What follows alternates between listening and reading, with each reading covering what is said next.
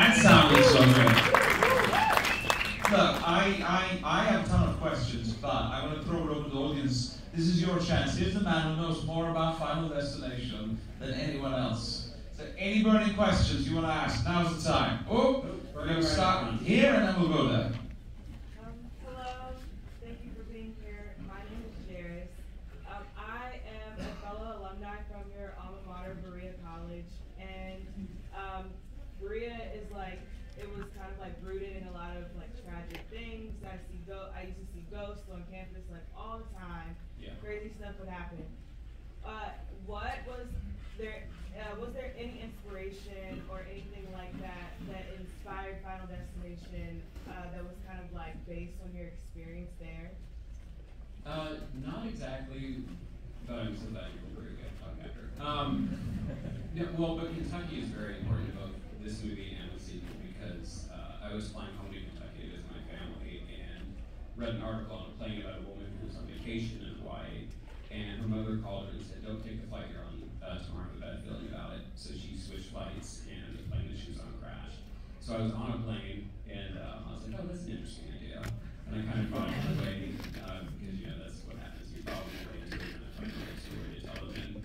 And same thing with the log trucks. We were working on an opening. We had the story figured out, but our producer Craig Perry was like, "Yeah, we need something better than a hotel fire," which is what it was going to be. And I was going home to Kentucky, and got behind a log truck and pulled off the freeway and called Craig and was like out of breath. I'm like, "What about a log?" He's like, "Slow down, I can't understand." I'm like, "I'm going a log truck on a freeway." He's like, "That's it." So Kentucky is definitely close to my heart for inspiration for these stories because both of the other ones started when I was in back there. This series has scared me to death so many times, so thank you. I'm wondering where the texture of death and how it creeps up on the thing, like the water on the ground. How did you develop how death appears in the film and the script? Well, this actually went through many iterations. Originally, I wrote this as a concept for an X-Files spec script, even an agent, and in that version, death basically left into somebody who had died at the same time that the accident happened. So it's always been kind of a scary, kind of unseen thing. But when I was developing a new line, because I realized this is a really good idea for a feature, so I worked with Chris Bender and Craig Perry and Warren Side to develop it, and we had the hardest time pitching death as an entity and not a scene killer. They're like, "Well, it's a horror movie. How can we have a horror movie where you don't see the killer?" We're like, "That's the point." So yeah, that was a long fight with the studio, and I remember at one point in the draft that I eventually officially wrote for them to kind of have an angel death figure at the end. And I think, it takes a village to make a movie, and James Wong and Lynn Morgan, let me clarify, not James Wong who conjured, but James Wong and Lynn Morgan, they came on and did a rewrite, and they really fought to make sure that we didn't show death. And my original version was more Nightmare on the Street influenced, so Death's MO was to basically manipulate your survivor's guilt and make them kill themselves. So like in the movie, Todd gets hung in the shower, but in my script he kind of ripped up something in the garage, so when his dad came home, he hung him. And Newline thought that was a little dark. Suicide's a little dark for a film franchise.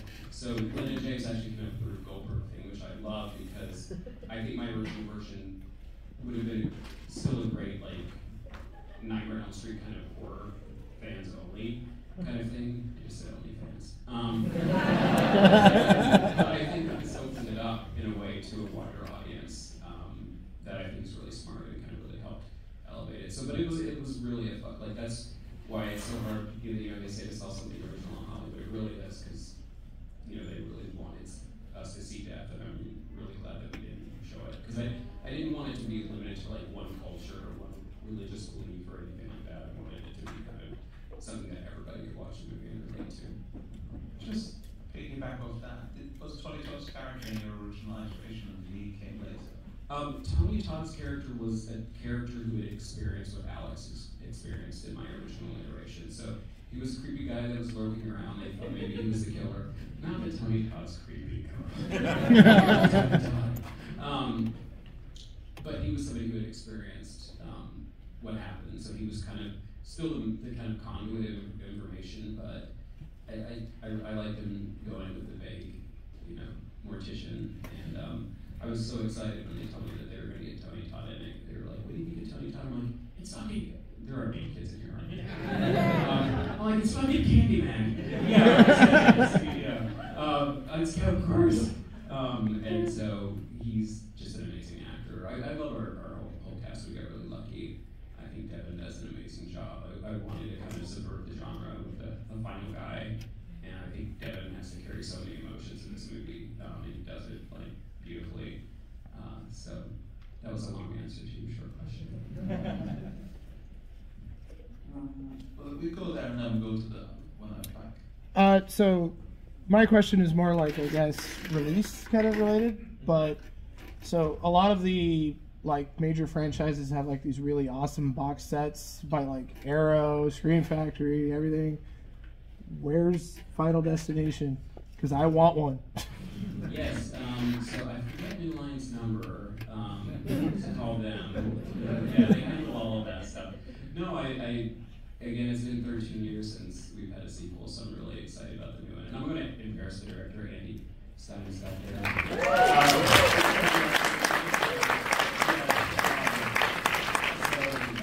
The franchise itself has been in very great hands, and I think we have an 18 for the next one. But as far as the box set for this one, just have to vote New Line. Start a Twitter trend, And Aero are in the house, so if they're listening. Oh, That's why I was like, they're there. Oh, hey, yeah, get on that. I want one too. That was a question right there. Yeah, I was wondering if you felt like there was any base intrinsic fear that kind of connects all of the deaths together, because I feel like they touch on a bunch of different kind of like base fears, but I was wondering if like the movie as a whole kind of covers like one. For me personally, like I'm not afraid of death. My mom lived to be 97. God, I hope I have her genes. So I just don't want to die young before I finish what I want to do in this world.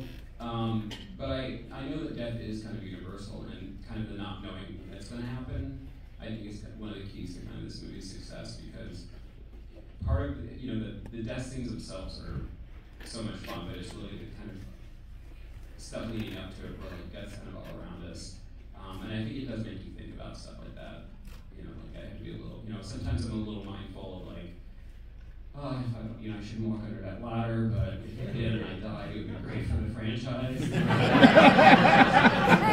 value my life a little more than the franchise. So I think just the general fear of not knowing, that death could happen at any moment is what really ties all the sequels together.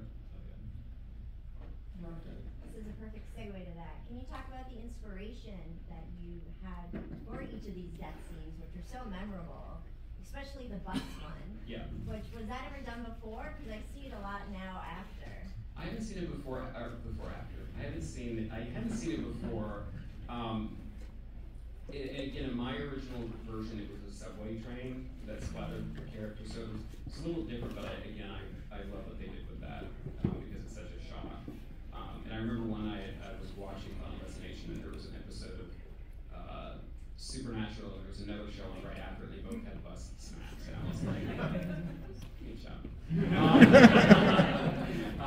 But for me, it's really trying to think of ways that I haven't seen, or things I haven't seen in the movie, like, again, just reflecting on the original versus this, like the Todd hanging himself scene was, his kind of guilt was he felt bad that his brother stayed on the plane, and he also had done some bad things, and so he was calling his father up to kind of confess to his dad, and his dad's like driving home freaking out, and he gets home and opens the garage, and then Todd hangs himself. So it's, for me, I don't like murder in real life, and I have never killed anybody, but I definitely love watching horror films, so it's just trying to come up with something that's going to get under people's skin a little bit, and something that they haven't seen that's hopefully not too mean-spirited.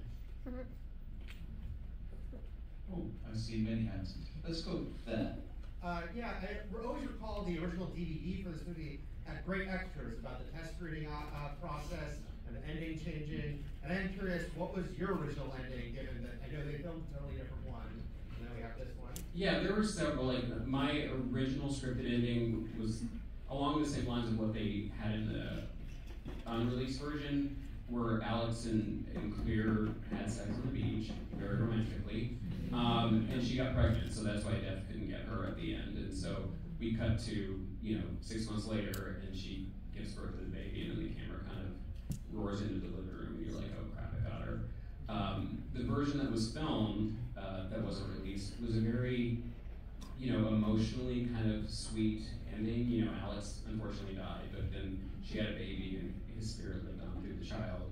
And Carter was there, so I remember the test audiences were like, why the fuck is that asshole still alive?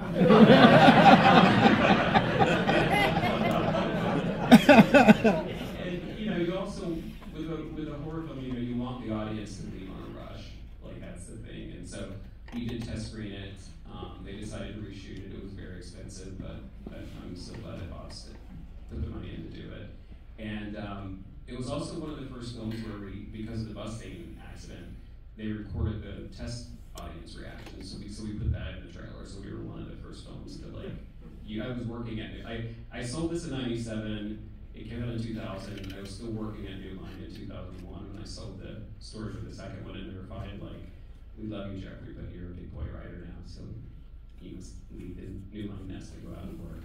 So I got to see all the behind the scenes stuff, which was pretty amazing, and which usually writers don't get to see. So it was a great process. There's one right at the back. When did the studio first start floating the idea of sequels? And what was that moment for you when you were like, oh shit, I started a franchise? It's been probably the second weekend they started talking about a sequel. I definitely again, growing up as a horror fan, I want to create something that kind of lives on after the first one. Somebody asked me this the other day in an interview, and it didn't hit me because part of it was I was living in New York, so I wasn't out in LA, doing the LA stuff. It didn't hit me how big the film was, I think, until the third one. And I heard somebody on the street talking about, that was almost the Final Destination on it. And that's when it hit me. I was like, oh, shit. I don't know why I cursed so much when I get a mic in front of me. I really, give me around micro baby and I just start cursing. But no, that's when it kind of hit me that, not just that it was a franchise, but it was kind of a little bigger than I thought. So pretty surreal. And again, I'm very, that's why I'm always very thankful for the fans, because without fans, we wouldn't have a career, and movies wouldn't have sequels. But just as a horror lover, it is very humbling. I'm very grateful that it's had the impact.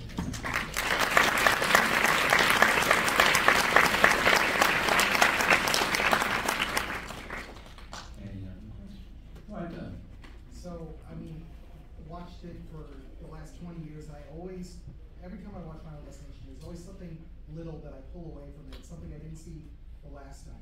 And this time, I saw the Shadow Transfers Moving Company box when Val Luton gets, just about to get killed. So for you, is there an Easter egg or something about the movie that people, fans or whoever, haven't seen yet or never really caught that stand out to you, that you wish that they had seen the Easter egg? I wish I had a specific answer for that, but the sad thing is I can't stay off the internet, and so pretty much all the Easter eggs I think I have seen over people are like, I saw this, and some of them I didn't even know, because a lot of it's production design too. So production designers will, they obviously have the director's guidance in what to do, but a lot of times they'll come up with really cool things Val Luton, when she kneels down in front of the computer, there's the stained glass window that's a dagger. So things like that, I'm sure that was the director, but it's also production design working with him and kind of cram as much stuff in there as they can. Maybe the Penthouse magazine, I don't know why that's in there. Tacky's like, oh, my Clear, who's morning everybody, Penthouse.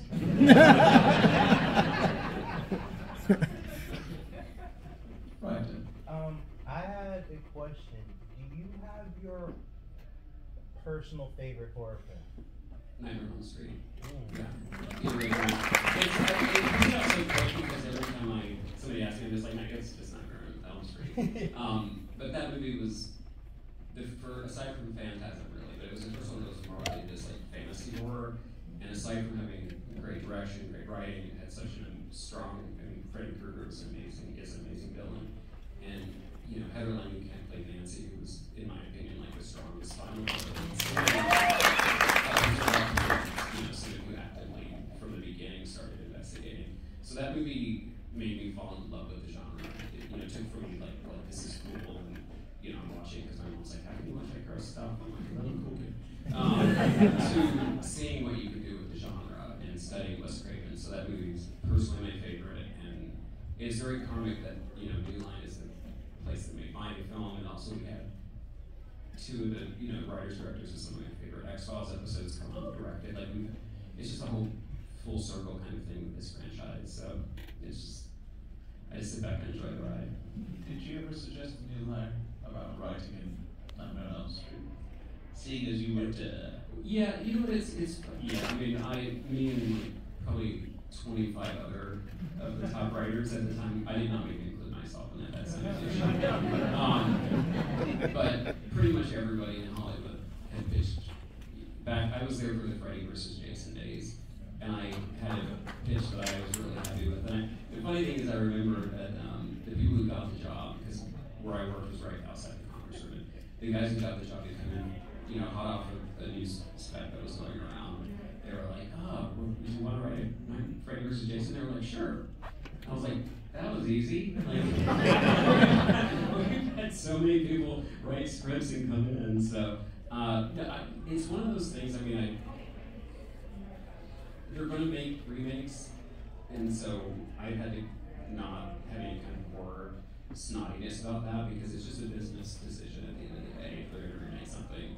And I would like to tackle my Elm Street, but it's so dear to me. Yeah, it's really dear. It's so important to me. Like, that's the only one that I'm nervous about. That's the only one I'm nervous about trying to do. But there's still time. You ever seen it? Yeah. Oh yeah.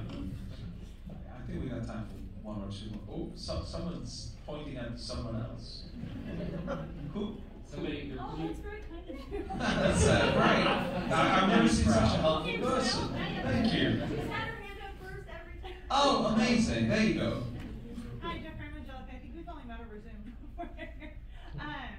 I had a question. You were talking about, somebody was asking about it becoming a franchise and things like that, and it's so rare. And then somebody else was asking a great question about not seeing death. Yeah. I think it's so rare that you have a horror franchise with a villain that you don't see, because usually it's a slasher and it's a person. Yeah.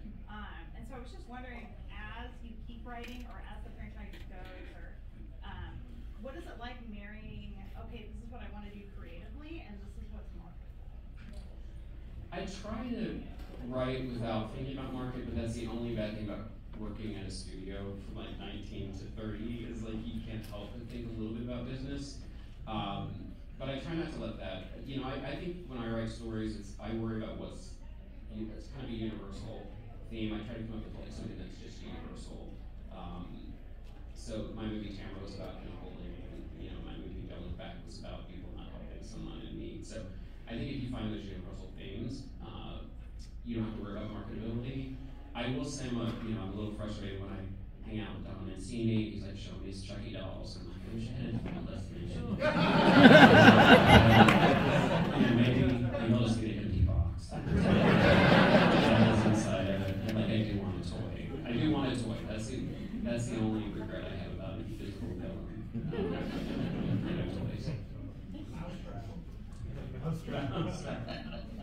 Okay, last question. Who's got a great question they're dying to ask? So let's go then. Can you talk about some of the death sequences that didn't make it into the movie? Death sequences that didn't make it into the movie. I stole some of the death sequences that didn't make it into this movie for Tamara. Because again, it was very Nightmare on Elm Street. So I think my favorite death, which is a lot when I say the name of the movie, you guys are gonna rip off. Gates of Hell, and in the original script, the Carter the asshole, his girlfriend Terry,